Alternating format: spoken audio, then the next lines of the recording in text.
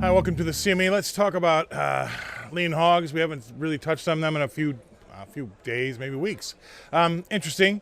Making a little bit of a move back here, trying to carve out a bottom. Decent gains today. Well, scattered across the board, but will these hogs make it to that 66.82 level? That's just below 67.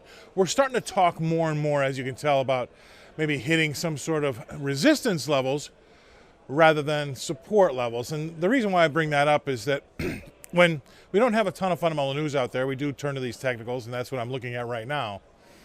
But just like, say, over in the corn market, when we talk about row crops, we've got a lot of folks that are kind of looking one way here still, right? So just like in corn, maybe we've got some too many producers, traders, investors, speculators kind of looking up.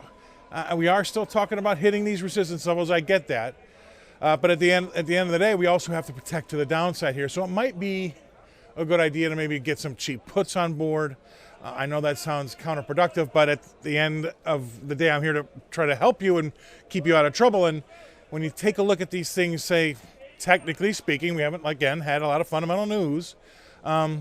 A lot of folks are looking in one direction, right? So that's something that's got me a little bit concerned. So I say to a lot of the folks over the phone, hey, let's take some cheap protection here with some short-dated puts just to make sure that we've got everything under control and we don't have any more meltdowns coming soon. Because, again, we're only talking about resistance. So those are the support levels, or those are the levels of resistance on the way up. We're not talking a lot about support levels, and when we really only talk about one thing and we get kind of real one-sided, that's when my little caution flag goes up to kind of take a look at, hey, maybe we need to make one little last look here to the downside to make sure that we've got all of our bases covered.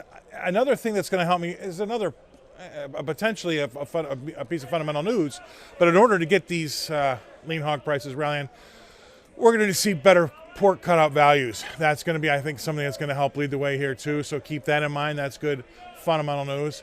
Technically speaking, we're going to need to see some of those points of resistance breached because we've got everybody kind of looking at one way, looking at one side of the boat. So that's another thing that I'm keeping an eye on. So remember, it's not all one way, but you need to kind of take a look at both sides of the street before you cross and keep an eye on both the fundamentals and the technicals.